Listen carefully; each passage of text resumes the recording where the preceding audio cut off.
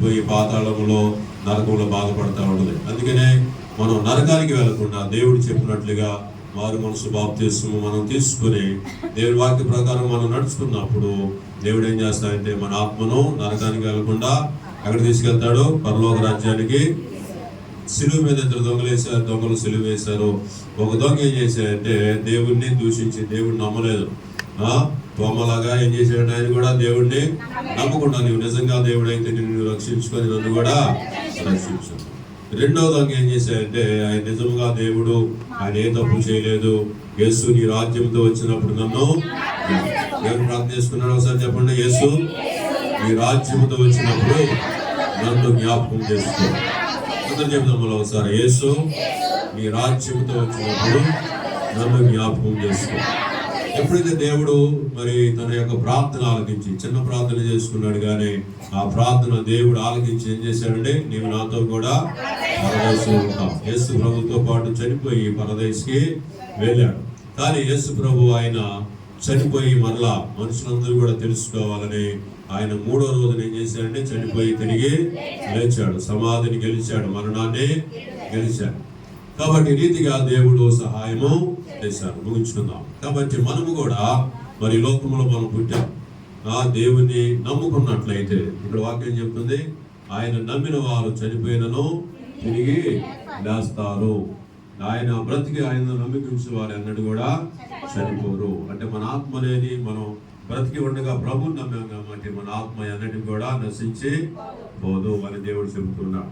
కాబట్టి తోమ వలె మనం అపనమ్మకంగా ఉండగా ఎలా ఉండమన్నాడు? నమ్మకంగా మీరు ఉండండి. అలాగే సిలువ మీద దొంగ మరి ఎలా రెండవ దొంగ నమ్ముకున్నాడో మనం కూడా ప్రభు నమ్ముకున్నట్లయితే పునరుద్ధానం అందు మనం లేపబడతాం. అక్కడ యుగ యుగాలు కూడా ఉంటాం దేవునితో పాటు. దేవుని రాజ్యం ఎప్పుడు ఎన్ని సంవత్సరాలు ఉంటుంది? యుగ యుగాలు కూడా ఉంటుంది. అందుకని చాలా మంది ప్రభుని నమ్ముకుని మరి ఆయన మాటలేదు నమ్మికించి యుగ యుగాలు ఉండే దేవుని రాజ్యానికి చేరారు. చివరికి మాట మత్తయి సువార్తలో 8వ అధ్యాయము 10వ వచనంలో మన పితరులు అబ్రహాము, ఇస్సాకు, యాకోబు వారు కూడా దేవుని నమ్ముకున్నారు, దేవుని యందు విశ్వాసం ఉంచారు. వాళ్ళు చనిపోయిన తర్వాత 8వ అధ్యాయము 10-11 వచనం, యేసు ఈ మాట విని ఆశ్చర్యపడి వెంట వచ్చుచున్న వారిని చూచి ఇశ్రాయేలులో ఎవరికైనా ఇంత విశ్వాసం ఉన్నట్టు చూడలేదని నిశ్చయముగా మీతో చెప్పుచున్నాను. అనేకులు తూర్పు నుండి పడమటి నుండి వచ్చి అబ్రహాముతో కూడాను, ఇస్సాకుతో కూడాను, యాకోబుతో కూడాను పరలోక రాజ్యం ముందు కూర్చుందురు కానీ. అది కూడా చెప్పులు కొడదాం ప్రభునామమున.